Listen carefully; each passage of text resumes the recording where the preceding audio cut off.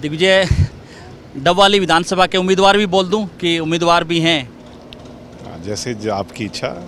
और आप सीनियर पत्रकार हैं, जैसा चाहेंगे आप तो सारी चीज़ का आंकलन एनालिसिस करके बोलते हैं। हम तो हर बात का सम्मान करते हैं। आप कभी अबोहर से आगे आए ही नहीं, आप अपने ससुराल के एमएलए बन करके रह गए। मैंने ये बात कही तो मेरे दादा कहते हैं कि हाँ वो तो रहता था ससुराल में, तो इस बात पर मोहर तो मेरे दादा ने ही लगा दी। दूसरे मेरे चाचा हैं जो बीजेपी से हैं, वो तो सिवाय अनर्गल बातों के और अनएथिकल बातों के, उनकी भाषा शैली वो मेरे दूसरे चाचा जैसी है। मैं तो उन्हें यही चैलेंज देता हूं कि आओ चैलेंज एक दूसरे को ये दें कि कौन लाइब्रेरी ज़्यादा बनाता है, कौन युवा साथियों के लिए खेल के मैदान के अंदर खुशहाली ज़्यादा लाता है, कौन नेट्स लगवाता है, कौन वॉलीबॉल के ग्राउंड बनाता है, कौन क्रिकेट के बच्चों के लिए बैट बच्चों को हाथ में पकड़ाता है।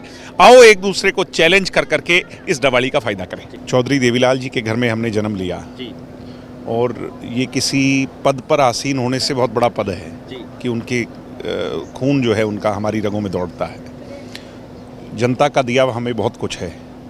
लाइब्रेरी बनाना दुष्यंत चौटाला की एक सोच थी हर गांव के अंदर। कल मैं जा रहा हूं रिफाइनरी में, पहली बार 50-60 लोगों को लेकर के।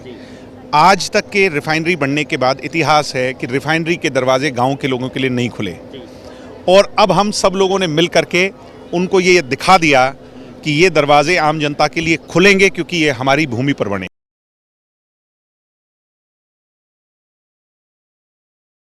नमस्कार, मैं हूं प्रमोद और आप देखना शुरू कर चुके हैं दी सड़कनामा.com। इस वक्त मैं मौजूद हूं डबवाली विधानसभा क्षेत्र के गांव चौरमार में और मेरे साथ जननायक जनता पार्टी के प्रधान महासचिव हैं दिग्विजय सिंह चौटाला। दिग्विजय, डबवाली विधानसभा के उम्मीदवार भी बोल दूं कि उम्मीदवार भी हैं? जैसे आपकी इच्छा। और आप सीनियर पत्रकार हैं, जैसा चाहेंगे आप तो सारी चीज़ का आंकलन एनालिसिस करके बोलते हैं। हम तो हर बात का सम्मान करते हैं। हालांकि तपती दोपहर है और टेम्परेचर भी 45 डिग्री के आसपास है। पसीना बहा रहे हैं, गांव-गांव में घर घर जा कर के लोगों से रूबरू हो रहे हैं। क्या कुछ कहेंगे, इस परिश्रम की रिजल्ट भी मिलेगा चुनाव में? बहुत हद तक हमने इम्प्रोवाइज़ किया है पिछले 1-1.5 महीने में। जो लोग रूठे हुए थे, किसी कारणवश हमारे से दूर थे, अब जिस घर में मैं खड़ा हूँ ये परिवार चौधरी देवीलाल जी के जो पुराना दफ्तर हुआ करता था, अब वो रूठे हुए थे काफ़ी टाइम से। मैंने कहा जी मैं लड़ूंगा, आपका आशीर्वाद चाहिए, आपका सहयोग चाहिए, मैं संभालूंगा।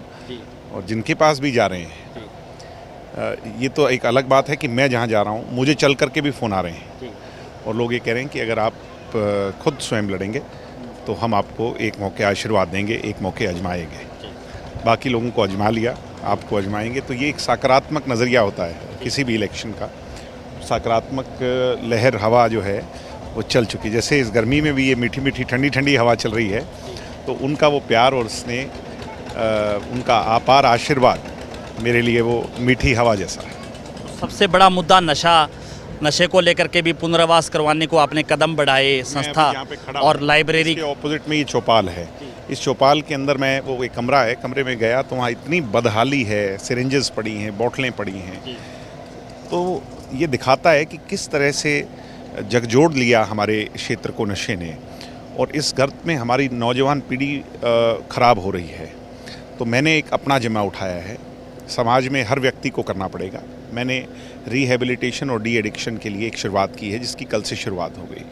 कल बहुत संख्या में ऐसे लोग, क्योंकि डाटा तो हम नहीं शेयर कर सकते, हमारे पर एक पाबंदी है, मगर ऐसे लोग जिनकी हम कल्पना भी नहीं कर सकते थे, ये लोग भी नशे की गर्त में हैं। वो चल कर के स्वयं हमें फ़ोन कर रहे हैं और हम उनकी डॉक्टर से अपॉइंटमेंट फिक्स कर रहे हैं। अगले 1 हफ्ते के अंदर हरियाणा अपने डवाली के सभी गाँव के अंदर डॉक्टर्स जा के काउंसलिंग शुरुआत करेंगे।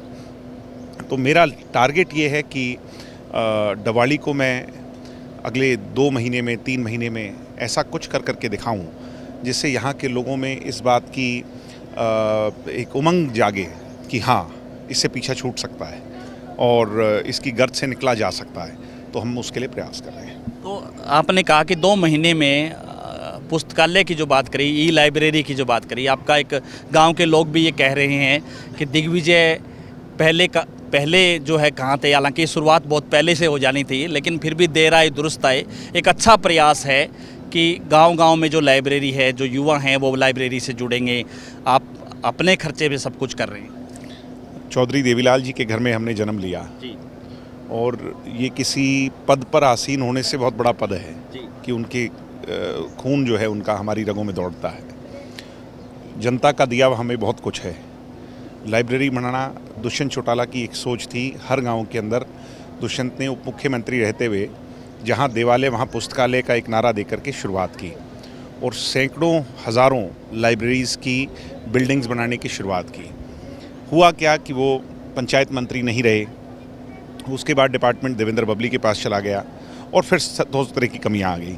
अब हरियाणा में अगर मैं इस क्षेत्र की बात करूं, डवाली में, तो लाइब्रेरीज़ जो हैं वो प्राइवेट खर्चे पे चल रही हैं और बहुत ज़्यादा पैसा देना पड़ता है। 500, 700, कहीं 1000 भी ले रहे हैं। आम घरों के बच्चे नहीं पढ़ सकते, या जिस गांव में नहीं है दूसरे गांव में जाना पड़ रहा है। मैंने एक ही लक्ष्य लिया कि मैं हिंदुस्तान का, माइंड माय वर्ड्स, हिंदुस्तान का पहला ऐसा विधानसभा हल्का इस चुनाव से पहले डवाली को बना के दिखाऊंगा जिसके हर गांव में लाइब्रेरी हो, और बड़ा गांव है तो उस पर 2 या 3 लाइब्रेरीज हों। और ये मॉडल होगा मेरे इलेक्शन का, और ये संदेश होगा पूरे देश में, हरियाणा में नहीं पूरे देश में, length and breadth of the country, कि सकारात्मक और प्रोग्रेसिव राजनीति के आधार पर बहुत कुछ बदलाव किया जा सकता है। जाति पाति धर्म मजहब और दूसरे को भला और बुरा कहने से बेहतर है कि हम कुछ कर करके दिखाएं। मेरे लिए सौभाग्य है, वो कहते हैं कि बुराई में कई बार अच्छाई छिपी होती है। जो मेरे विरोधी हैं, एक मेरे दादा हैं, उनके बेटे मेरे चाचा हैं, और दूसरे बीजेपी के भी जो हैं वो मेरे चाचा हैं। तो ये मुझे मेरी एथिक्स सिखाती है कि मैं उनके खिलाफ कुछ भी ना कहूँ, मगर वो जितना मेरे खिलाफ बोलते हैं वो मेरे लिए एक दवाई का काम करता है, वो मुझे और ऊर्जा देता है। तो मैं चाहता हूँ कि वो मेरे बारे में जितना कहें मैं उतनी और ताकत से और स्पीड से लाइब्रेरीज़ बनाऊँ, स्पोर्ट्स का सामान वितरित करूँ।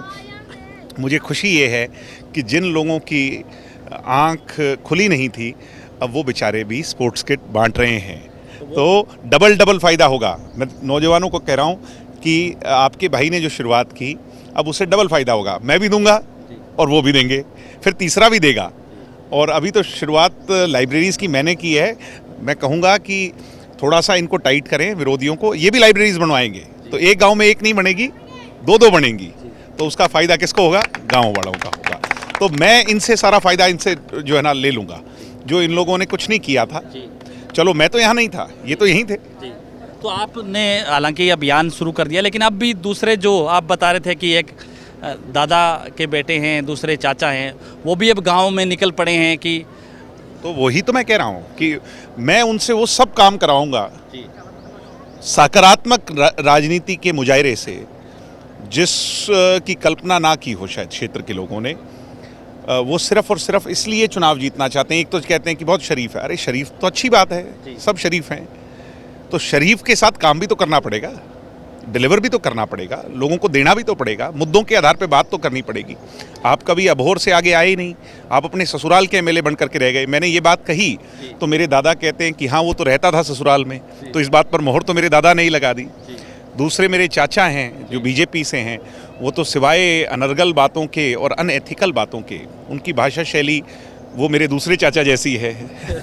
तो मैं उन बातों में ना उलझ करके सबको ये कहूँगा कि वो जितना मेरे बारे में कहेंगे मैं उतनी और मेहनत करूँगा। और मैं तो उन्हें यही चैलेंज देता हूँ कि आओ चैलेंज एक दूसरे को ये दें कि कौन लाइब्रेरी ज़्यादा बनाता है, कौन युवा साथियों के लिए खेल के मैदान के अंदर खुशहाली ज़्यादा लाता है, कौन नेट्स लगवाता है, कौन वॉलीबॉल के ग्राउंड बनाता है, कौन क्रिकेट के बच्चों के लिए बैट बच्चों को हाथ में पकड़ाता है। आओ एक दूसरे को चैलेंज कर करके इस डवाली का फ़ायदा करें। तो आपका जो रिफाइनरी वाला मामला था, हालांकि किसी नेता के दिमाग में नहीं थी बात कि वाकई डवाली के जो 15 से ज़्यादा गांव हैं वो प्रभावित है, और आपने बड़ी पहल की डीसी और एससी। कल मैं जा रहा हूँ रिफाइनरी में, पहली बार 50-60 लोगों को लेकर के।